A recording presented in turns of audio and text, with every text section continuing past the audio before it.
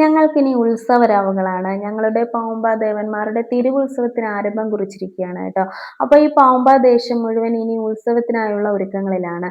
ഞങ്ങള് ഓണത്തിനൊന്നുമല്ല അത്രയേറെ പ്രാധാന്യം കൊടുക്കാറ്. ഞങ്ങളുടെ പാവുമ്പ ദേവന്മാരുടെ ഉത്സവത്തിനാണ്. ഈ നാട്ടിലെ മിക്ക പ്രവാസികളും ഉത്സവത്തിനാണ് നാട്ടിൽ വരാറ് പോലും. പറഞ്ഞറിയിക്കാൻ പറ്റില്ല, അത്രയ്ക്കും അരങ്ങാണ് ഈ പാവുമ്പ നാട്ടില് ഉത്സവം വരുമ്പോൾ കേട്ടോ. അപ്പോൾ ജാതിമത ഭേദമന്യേ എല്ലാവർക്കും വലിയ സന്തോഷമാണ്.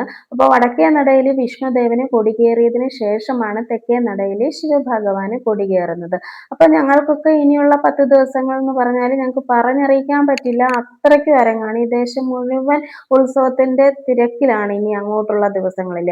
അപ്പോൾ ഇനിയുള്ള ദിവസങ്ങളിൽ ഘോഷയാത്രകളൊക്കെ ഉണ്ട്. അതൊക്കെ ഞാൻ ഓരോ വീഡിയോയിലായിട്ട് കാണിച്ചു തരാം. അപ്പോൾ കൊടിയേറ്റ് കഴിഞ്ഞിട്ട് ഞങ്ങൾ ഗാനമേളയൊന്നും കേൾക്കാൻ വേണ്ടി നിന്നിട്ടുണ്ടായിരുന്നില്ല. കാരണം ഞങ്ങളുടെ ചേട്ടന്റെ 23ാമത്തെ വെഡിങ് ആനിവേഴ്സറി ആയിരുന്നു. അപ്പോൾ അതിന് കേക്ക് കട്ട് ചെയ്യാൻ വേണ്ടിയിട്ട് ഞങ്ങളെയും കൂടെ വിളിച്ചിട്ടുണ്ടായിരുന്നു. അപ്പോൾ ഞങ്ങൾ പെട്ടെന്ന് ഇങ്ങ് വരികയായിരുന്നു കേട്ടോ. അപ്പോൾ ചേട്ടനൊരു പ്രവാസിയാണ്. അദ്ദേഹത്തിന്റെ 20ാമത്തെ വെഡിങ് ആനിവേഴ്സറിക്ക് കേക്ക് കട്ട് ചെയ്തിട്ടുണ്ടായിരുന്നു അന്ന്. അതുപോലെ തന്നെ ഇപ്പോൾ 23ാമത്തെ വെഡിങ് ആനിവേഴ്സറി ആണ് കേട്ടോ. അപ്പോൾ ഒരു ചെറിയൊരു കേക്കൊക്കെ കട്ട് ചെയ്ത് ഒരു ചെറിയ ആഘോഷം അത്രേ ഉണ്ടായിരുന്നുള്ളൂ.